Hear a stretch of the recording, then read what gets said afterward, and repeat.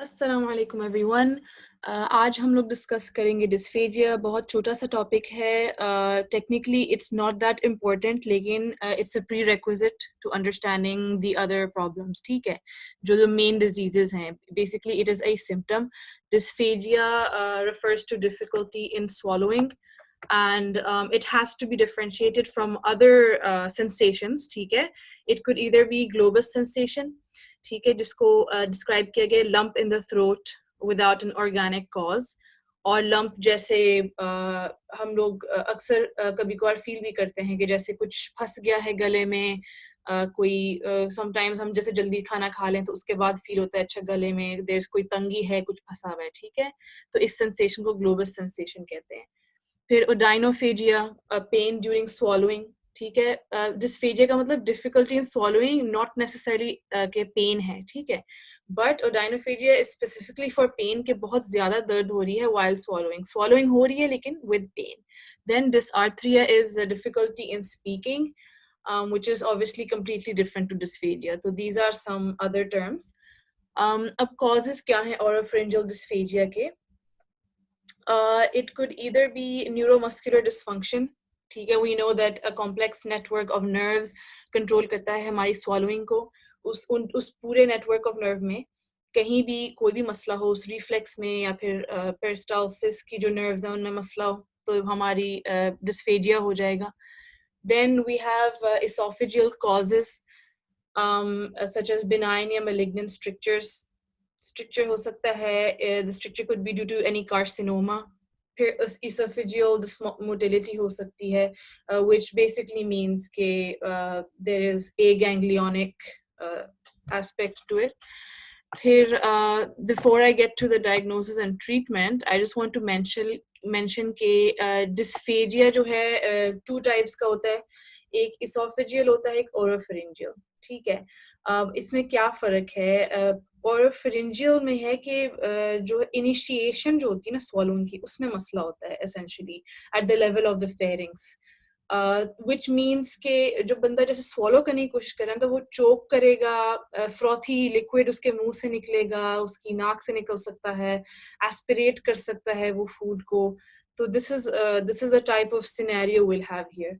फिर जो esophageal dysphagia ना, obviously esophagus is way below, तो उसके अंदर there will be like a food sticking sensation कि अब मैंने खाना खाया है तो ये कहीं like अंदर stuck हो रहा है, चिपक रहा है, जो भी patient जिस तरह sensation बताएगा, and there is a tendency to regurge, नीचे जाके it will come back up. So this you can understand कि एक तो है कि वो खाने के दौरान वो choke कर रहा है और frothy liquid वगैरह निकल रहा है, और ये है कि उसने एक दफा इनिशिएशन होगी swallowing की, बट उसके बाद जो है उसको थोड़ा सिम्टम प्रेजेंट हो रहा है ये। ठीक है, तो these scenarios are a bit different. अच्छा, अब हम oropharyngeal dysphagia की बात करते हैं। इसमें मेन हम क्या करते हैं, हम वीडियो फ्लोरोस्कोपिक असेसमेंट करते हैं। Because oropharyngeal dysphagia, you can understand कि initiation of swallowing is a conscious process.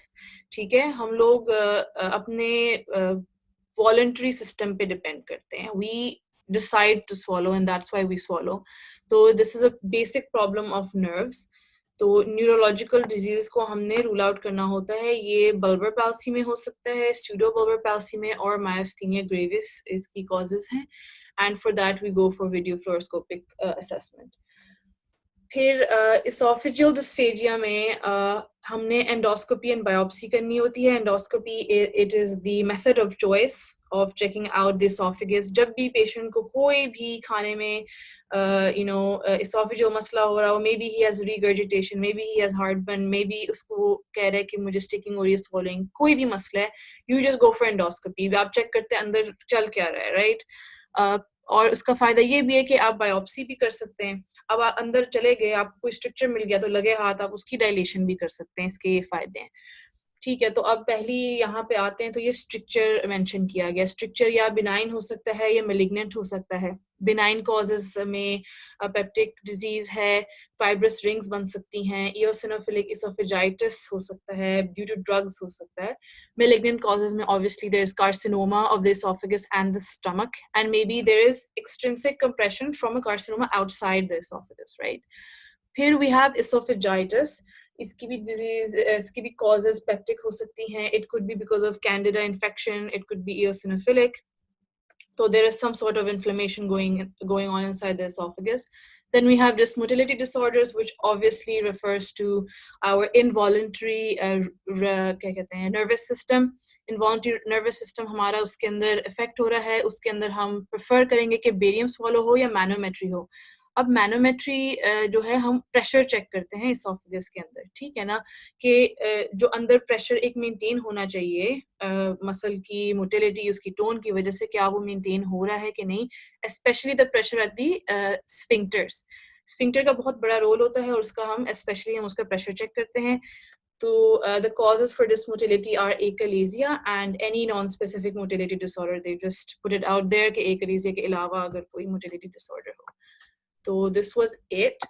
Diagnosis and treatment में भी यही लिखा हुआ है. एंडोस्कोपी करेंगे, वीडियो फ्लोरोस्कोपिक बेरियम करेंगे एंड एसोफेजियल मैनोमेट्री की तरफ जाएंगे. ठीक है. जब मैंने रैंक ऑर्डर में ये टॉपिक्स चेक किए थे तो इसके अंदर वैसे नहीं लिखा हुआ dysphagia. So it's on the importance scale it's not that important.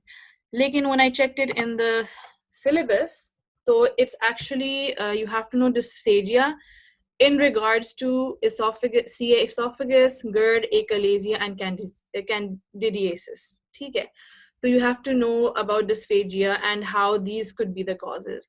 तो हमने lightly आज इसके ऊपर touch किया है, but इंशाल्लाह next videos में हम लोग जो है इसको discover करेंगे each disease on its own. So that was it for today.